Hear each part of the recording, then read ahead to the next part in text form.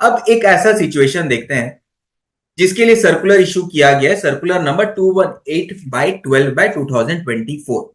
Normally we सी कि कोई भी रिलेटेड एंटिटीज के बीच में एक ट्रांजैक्शन होता है, दैट इज अनसिक्योर्ड लोन।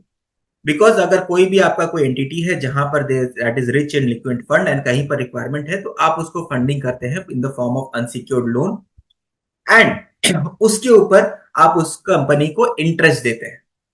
जो भी कंपनी जो लोन रिसीव कर रहा है वो आ, उसके अगेंस्ट में इंटरेस्ट पेमेंट करता है।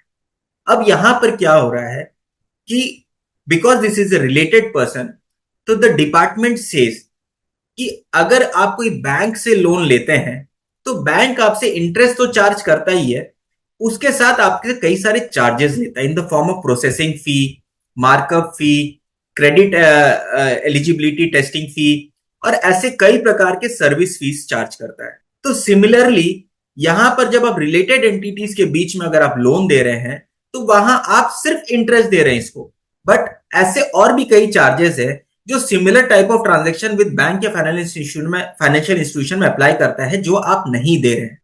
तो as per the provision of rule 28, वहां पर हमारे को हम डीम करेंगे कि जो चार्जेस बैंक चार्ज कर रही है, फॉर एग्जांपल लोन अमाउंट का 1% 2% वो चार्ज कर रहा है प्रोसेसिंग फी, तो यहां पर भी डिपार्टमेंट उस वैल्यू को डीम करके डिपार्टमेंट डिमांड कर रही है फ्रॉम द टैक्स पेयर कि उस लोन अमाउंट का आप इतने परसेंट को एज अ प्रोसेसिंग फी हम आपसे जीएसटी उस पर डिमांड करेंगे।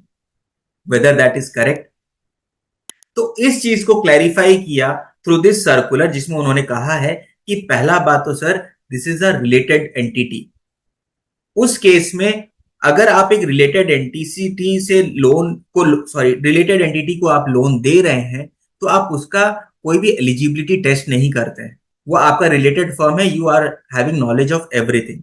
वहां पर आपको कोई प्रोसेसिंग फी चार्ज करना नहीं होता because there is no paper work involve. तो वहां पर कोई प्रोसेसिंग फी या क्रेडिट एलिजिबिलिटी टेस्ट या कोई भी मार्कअप फी चार्ज करने का कोई क्वेश्चन ही नहीं है। These two transaction, the loan given by a bank और financial institution and loan given by an entity to its related person are not comparable। तो इस केसेस में आप जो भी चार्जेस के ऊपर आप डीम करके आप उस पर लगा रहे हैं एंड उस पर आप जीएसटी डिमांड कर रहे हैं, that is incorrect. And similarly अगर ऐसा कोई ओवरसीज भी एंटिटी है, ओवरसीज एंटिटी भी अगर किसी प्रकार से आपसे लोन दे रहे हैं टू एन इंडियन एंटिटी, तो उस केसेस में भी इवन दो वो ओवरसीज एंटिटी कुछ चार्ज नहीं कर रहा है, but you can not compare this transaction with the loan given by a bank or financial institution। Plus एक और इश्यू उन्होंने क्लैरिफाई किया कि जो वैल्यूएशन प्रोविजन हमने पढ़ा कि अगर कुछ अप्लाई करता भी है तो द रिसिपिएंट जो वो प्रोसेसिंग फी या किसी भी प्रकार का चार्जेस रिसीव करता, तो he is eligible to claim input tax credit. तो इन दैट केस ऑल्सो अगर आपका कोई इनवॉइस नहीं है तो the value shall be deem to be nil, तो आप उसके ऊपर कोई भी डीम करके टैक्स नहीं चार्ज कर सकते।